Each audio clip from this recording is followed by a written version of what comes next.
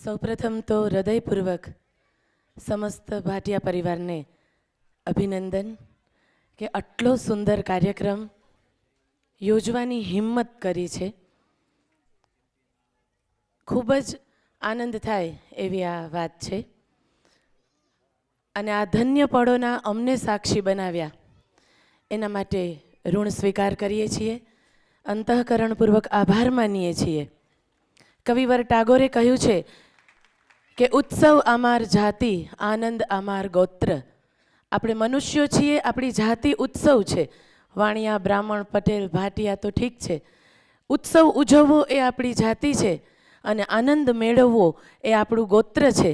તો અત્યારે મંચ ઉપર ઉત્સવ અમાર જાતિ, આનંદ અમાર ગોત્ર જોઈને જગદંબાને હું ખૂબ પ્રણામ કરું છું અને આવા ને આવા આયોજનો કરવાની તમને માતાજી પ્રેરણા આપે એવી એમને પ્રાર્થના હું કરું છું. નિર્ણય જાહેર કરવાનું કામ બહુ અઘરું છે એટલે રાજુભાઈને સોંપ્યું છે. પણ થોડાક સજેશન્સ, ટીકા નહીં. ટીકા કરવી સહેલી છે, ટેકો કરવો અઘરો છે, એવું જીતુભાઈનું કોટેશન. અને સજેશન એટલા માટે કે બીજી કોઈ વાર જ્યારે આવી સ્પર્ધા થાય તો ખ્યાલ રહે. આ દીકરીઓ કોલેજમાં ભણતી હોય અને કોલેજના યુથ ફેસ્ટિવલમાં ભાગ લે તો એમાં પણ એમને ખ્યાલ રહે, અથવા તો કોઈ પણ સાંસ્કૃતિક કાર્યક્રમમાં એ લોકો ભાગ લે તો એમને અમુક બાબતોનો ખ્યાલ રહે. એટલા માટે રાજ્ય કક્ષાની, જિલ્લા કક્ષાની રાસ ગરબા હરીફાઈ પણ થતી હોય છે. એમાં પણ જે વસ્તુનું ધ્યાન રાખવાનું હોય એ બાબતોનો અત્યારે ઉલ્લેખ હું કરવા માગું છું. બીજી એક ખાસ વાત કે આ સજેશન્સને નિર્ણય સાથે કોઈ લેવા દેવા નથી. ફરીથી એક વખત, હું જે સજેશન્સ અહીંયાથી અમારા ત્રણેય વતી રાજુભાઈ, પ્રેમલબેનની સાથે ચર્ચા કરીને જ આ સજેશન્સ અત્યારે આપવાના છે, એને નિર્ણય સાથે કોઈ લેવા દેવા નથી. એવું બને કે જે સજેશન આપ્યું હોય એ ટીમનો નંબર આવે તો પછી એવું ના થાય કે આનું તો કહેતા હતા ને એને જ નંબર આપ્યો. એવું નથી. અહીંયા જે ટીમ આવી એને અત્યારે જ્ઞાતિના એક કાર્યક્રમ તરીકે ન્યુટ્રલી જોઈ છે. એને કોઈ અઘરા નિર્ણાયક તરીકે માપદંડથી નથી નક્કી કર્યું. સૌપ્રથમ તો તમે જ્યારે પ્રાચીન કે અર્વાચીન લઈને આવો તો તમારું ડ્રેસઅપ જ કહી દેવું જોઈએ કે આ પ્રાચીન છે કે અર્વાચીન. અમુક વસ્તુમાં તો ખબર જ નહોતી પડતી કે આ અર્વાચીનમાં પહેર્યા હતા એવા જ કપડાં પ્રાચીનમાં પહેર્યા હતા. તો પ્રાચીન અને અર્વાચીનના ડ્રેસમાં શું ફેર? નેટ જેવું માધ્યમ છે, google.com કરો એટલે બધું હાજર છે. તો તમારી પાસે તો એ બધું જે અમારા જમાનામાં અમારી પાસે નહોતું એ બધું અત્યારે ઉપલબ્ધ છે. પહેલી વહેલી વસ્તુ કે તમે આવો એટલે તમારું કોસ્ચ્યુમ તમને કહેવું જોઈએ કે આ વસ્તુ તમે પ્રાચીન કરો છો કે અર્વાચીન કરો છો. હું થોડીક વાત નામજોગ કરીશ, એને રિઝલ્ટ આરે કોઈ લેવા દેવા નથી. અર્વાચીનની ટીમમાં માત્ર અને માત્ર જામનગરની ટીમનું કોસ્ચ્યુમ અમને અર્વાચીન લાગ્યું. ફરીથી કહું છું, આ વસ્તુને હું રિઝલ્ટ સાથે નથી સાંકળતી, પણ અર્વાચીનની એકમાત્ર જામનગરની ટીમ એવી હતી કે આભલા સતારા વગર એ લોકોએ સાટિનના મોટી બોર્ડરના, જરી બોર્ડરના અર્વાચીન ડ્રેસિંગ કર્યું હતું. તો અર્વાચીનનું ડ્રેસિંગ કેવું હોવું જોઈએ? તો તમે આભલા અને બાવળિયા અને અર્વાચીનમાંય પહેરો અને પ્રાચીનમાંય પહેરો તો બેના ડ્રેસમાં શું તફાવત? એટલે એક તો એ થોડું ખ્યાલ રાખવું જોઈએ. બીજો એવો નિયમ હોય છે કે જે પ્રોપર્ટી તમે લઈને આવો એ તમારે સ્ટેજ પર લઈને આવવાની હોય અને તમારે લઈને પાછા જવાની હોય, આવો નિયમ હોય છે. અહીંયા એ વસ્તુને અમે ગણી નથી. માર્ક આપવામાં કોઈના આના માટે માર્ક્સ કાપ્યા નથી. એટલે પ્લીઝ પછી તમે જીતુભાઈને ન હેરાન કરતા. જીતુભાઈની બહુ અમને સૂચના હતી કે બહુ સ્ટ્રિક્ટ ન રહેતા, લિબરલ રહેજો. પણ બીજી વાર ખ્યાલ આવે એના માટે આ સૂચનો છે કે જે ટીમ એકવાર નામ એનાઉન્સ થઈ જાય પછી જે કંઈ થાય એ પાર્ટ ઓફ કોમ્પિટિશન હોય. પછી જીન્સવાળા ભાઈ આવીને ગોઠવે તો એ પાર્ટ ઓફ કોમ્પિટિશન હોય. પછી સ્કર્ટ પહેરેલા બેન આવીને ગોઠવે તો એ પાર્ટ ઓફ કોમ્પિટિશન હોય. પછી તમે ચપ્પલ પહેરીને માતાજીને દીવા કરો તો એ પાર્ટ ઓફ કોમ્પિટિશન હોય. તમે શૂઝ પહેરીને ધૂપ કરો, અગરબત્તી કરો, એ બધું તમારું નામ ડિક્લેર થાય પછી જે કરો ને એ તમારી હરીફાઈનો ભાગ. તમે એકવાર નામ ડિક્લેર થઈ ગયું કે આ ટીમ આવે છે એટલે એ ટીમ આવે છે. એટલે આ વસ્તુ ખાસ, આ તો ગમે આવે, શૂઝ પહેરી, હાઈ હીલ્સ શૂઝ પહેરીને તમે ગરબામાં દીવા મૂકો તો, એટલે આ વ્યક્તિગત હું કોઈને ટિપ્પણી નથી કરતી, કોઈ પ્લીઝ દુઃખ ન લગાડતા. જજ થાવું ને એટલે 2 જણને રાજી કરીને 5ને દુઃખી કરવાની વાત છે. ઓલા કર્મો બાંધવાની વાત કરીએ ને, અમે 3 બેઠા બેઠા કર્મો જ બાંધ્યા છે આજે. રાજી તો 2 ટીમ થશે અને 102 દીકરીઓમાંથી 2 દીકરીઓને ઇનામ મળશે. બાકીની 100 નાની સાસા અને 5 ટીમની ગાળો ખાઈને જશું અમે અહીંયાથી.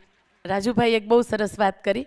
યુનિવર્સિટીના યુથ ફેસ્ટિવલ્સમાં થોડા વર્ષો પહેલાં એવું હતું કે રિઝલ્ટ ત્યારે જ ડિક્લેર થાય. એટલે પોરબંદરમાં રાજુભાઈના મમ્મી રેણુબેન યાજ્ઞિક એ નિર્ણાયક તરીકે હતા અને પોરબંદર હોસ્ટ હતું અને એની ટીમનો નંબર ના આવ્યો એટલે રાણાવાવ પાસે પથ્થરમારો કર્યો જજની ગાડી ઉપર. ના ના, અહીંયા તો શક્યતા જ નથી, અમને ખબર છે. અને એ પછી નક્કી કર્યું કે નિર્ણય જાહેર ન કરવો યુનિવર્સિટી યુથ ફેસ્ટિવલમાં, 3 દિવસ પછી છાપામાં આવે આયોજકો સિવાય, એટલે કોઈ આપણને સાચા ખોટા મેસેજ કરીને હેરાન ન કરે. એટલે ખાસ વસ્તુ કે તમારું જ્યારે ડિક્લેર થાય કે તમારી હરીફાઈ છે એટલે તમારી જે કાંઈ પ્રોપર્ટી હોય એ તમારે જાતે લઈને આવવાની, જાતે લઈને જવાની. બીજું એ કે તમે જે કાંઈ કરતબ કરો એને સલામ કરીએ, સાહેબ પણ આ હરીફાઈ છે, સર્કસ તો નથી ને.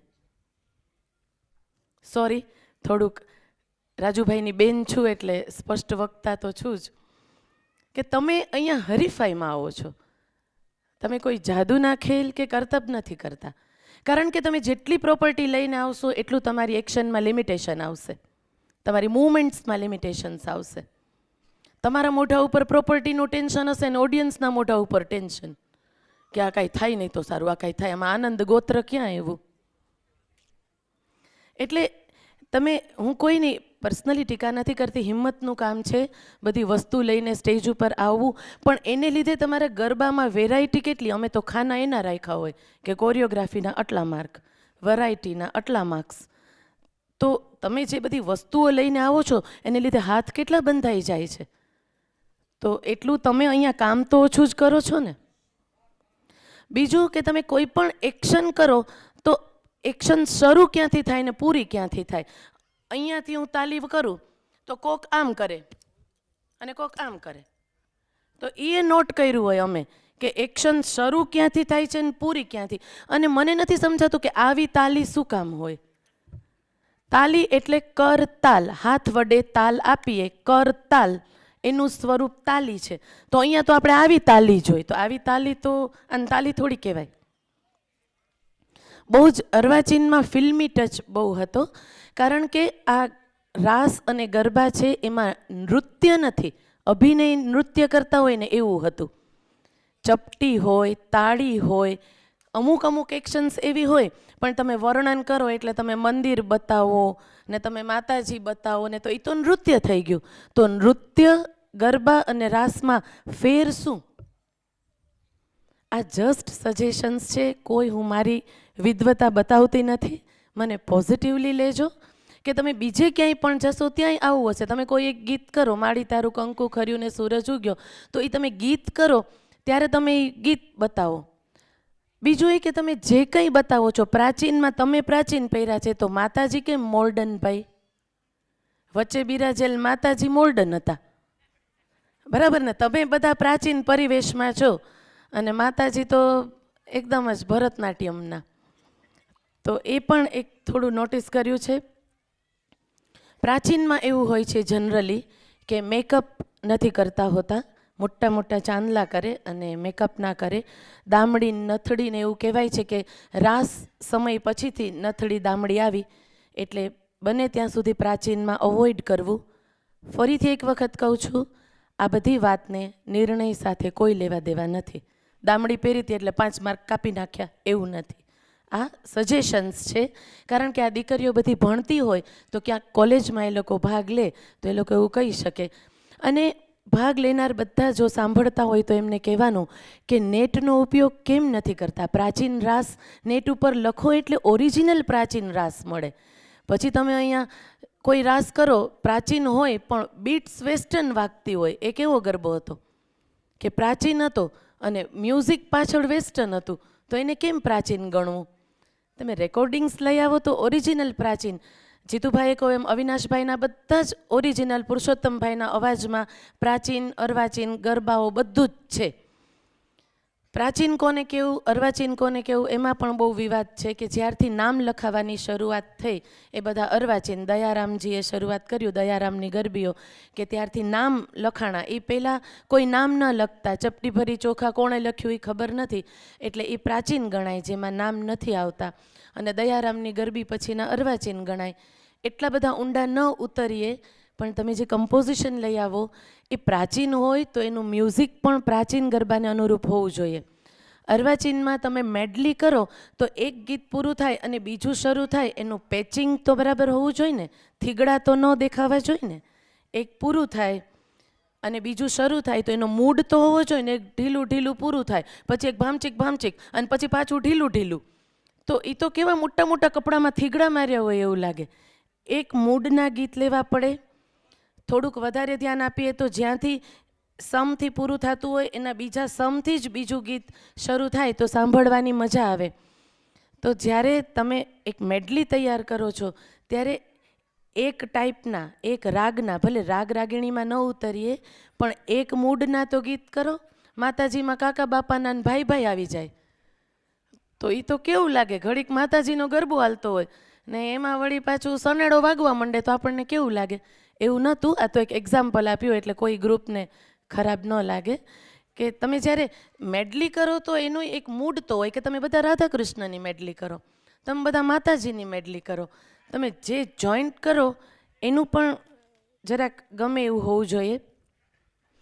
બીજું જનરલી એવું હોય કે પ્રાચીનમાં અંદરથી ગાય, પણ અહીંયા અમને પહેલેથી જ કહ્યું હતું કે એવા કોઈ નીતિ નિયમ નથી, એટલે એવું કાંઈ ગણ્યું નથી. પણ એક બીજી વાત કરવાની કે હવે આવી કોઈ સ્પર્ધા હોય તો સહાયકો કેટલા એ પણ નક્કી હોવું જોઈએ. કે 5-6 ગાવાવાળા બેઠા હોય, 3-4 વગાડવાવાળા બેઠા હોય તો 15 કરે ને 10 તો બાજુમાં બેઠા હોય. તો એ પણ એક નક્કી હોવું જોઈએ કે સહાયકો તો સહાય કરે છે, ભેગા તો નથી આવ્યા આપણી ઉપર. સહાયક એટલે 3-4 જણા હોય એને સહાયક કહેવાય. 8-10 જણાને સહાયક ન ગણાય. એટલે એક એ પણ જોવું પડે. હું કંકણમાં ભાગ લેતી તો અમે એટલું બધું ડીપલી અંદર ઉતરેલા હતા કે જે ઢોલ વગાડતા હોય ને હાર્મોનિયમ વગાડતા હોય એ પણ ડ્રેસઅપ થઈને આવે, એ પણ કેળિયું ચોયણી પહેરીને આવે, કારણ કે એ part of competition, part of item હોય. ફરીને કહું છું, અહીંયા એવું નોંધ્યું નથી કે ભાઈ જભ્ભો પહેરી નહોતા એટલે નંબર નથી આવ્યો, એવું નથી. આ એક સજેશન છે. એને લીધે ઉઠાવ જ જુદો આવે. પછી વચ્ચે બેસીને વગાડે અને આજુબાજુ છોકરીઓ લે તો કેટલું સરસ લાગે. વચ્ચે કેળિયું વાળો ભાઈ ઢોલ વગાડતો હોય, બીજું એવું ટ્રેડિશનલ ડ્રેસમાં હાર્મોનિયમ વાગતું હોય અને આજુબાજુ છોકરીઓ લેતી હોય તો એનો આખો સિનારીઓ જુદો આવે. માતાજી સામે ક્યારેય પગ ન ઉલાડાય. એક ગરબામાં એવી એક્શન્સ હતી, માતાજીની સામે આમ આપણે ઠેસ લેતા હોય કે ઠેબુ મારતા હોય ને એ પ્રકારનું હતું. હું કોઈનું નામ નહીં લઉં, પણ પગ કોઈ દિવસ માતાજીની સામે ન ઉલાડાય. અથવા તો અડધા બેઠા હોય એવી એક્શન્સ પણ આપણે જ્યારે વચ્ચે માનું સ્થાપન કર્યું હોય ને ત્યારે બહુ જ મર્યાદાથી રમવું પડે, કારણ કે વચ્ચે આપણે માતાજીનું સ્થાપન કર્યું છે. ત્યારે વચ્ચે જો માતાજીનું સ્થાપન કરતા હો ને તો 1000 વાર વિચાર કરી લેજો કે તમારી કોરિયોગ્રાફી કેવી કરવી. એ બહુ અઘરું છે. તમે સાક્ષાત જગતજનનીને વચ્ચે સ્થાપો અને પછી આપણે એન તારે મચી પડીએ તો એ બરાબર ન કહેવાય. ગેપ જોવું બહુ જરૂરી છે. જ્યારે તમે રાઉન્ડ બનાવો તો ગેપ બરાબર ન હોય, ભટકાવ સ્ટેજ ઉપર, એ તો દુર્ઘટના કહેવાય. તમે સ્ટેજ ઉપર એક્સિડન્ટ કરો એકબીજા હારે, ઘણા બધા ગ્રુપમાં ભટકાતા હતા, આખો રાસ એવો સરસ હોય ને પણ 2-3 વાર ભટકાઈ જાય એટલે એમ થાય કે આનું શું કરવું હવે. એમાં જ અમને વાર લાગી. કે રિધમ હોય એવી એક્શન હોવી જોઈએ. રિધમ એટલી પ્રાચીનમાં ફાસ્ટ વાગે, ડંચક ડંચક ડંચ, અને એક્શન બધી આમ આમ લહેરાતા લહેરાતા નીકળે. તો રિધમ સાથે એક્શન એનું સિંક્રોનાઇઝેશન તો હોવું જોઈએ ને. જેટલી ફાસ્ટ રિધમ હોય એવી જ તમારી એક્શન હોવી જોઈએ. ન કરી શકતા હો તો જેવી એક્શન કરી શકતા હો એવી રિધમવાળો ગરબો રાખવો જોઈએ. પ્રાચીનની તાળી ડબ્બો તાળી હોય. પ્રાચીન બહુ ખડતલ લોકો હોય. પ્રાચીનમાં એક્શન્સ પણ એવી હોય કે આખા હાથ ઉપર નીચે જાય, ખૂબ ફોર્સ હોય. એ પ્રાચીન તો પ્રાચીન જ લાગવું જોઈએ. તમે નીકળો, આવો, જાઓ ત્યારે. હવે મોટાભાગના લોકો પ્રાચીનમાં પ્રોપર્ટી લઈને આવ્યા એટલે ધીમું પડી ગયું, બધું બહુ ઠંડુ પડી ગયું.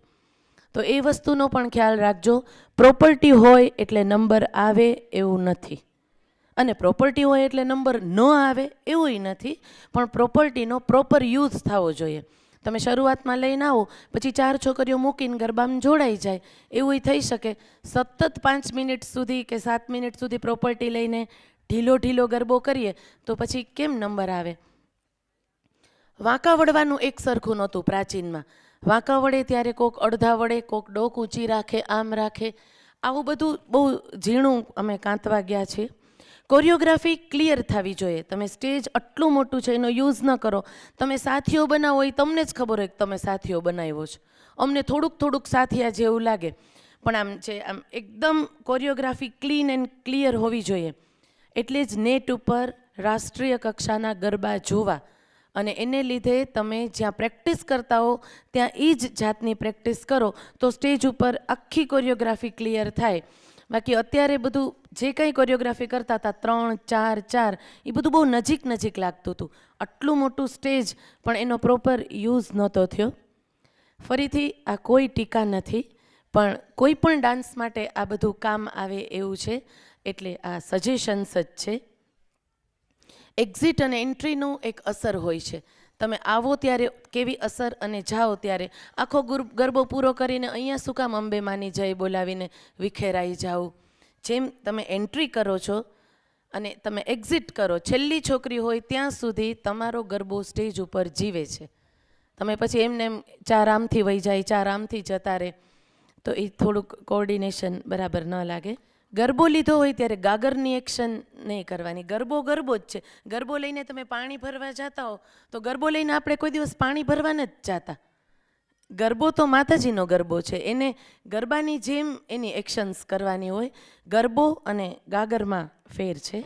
એક બીજી વસ્તુ, એક સજેશન કરવાનું. હું ડાન્સ ક્લાસ ચલાવું છું એટલે મારા સ્ટુડન્ટ સાથે હું આ વસ્તુ ફેસ કરું છું.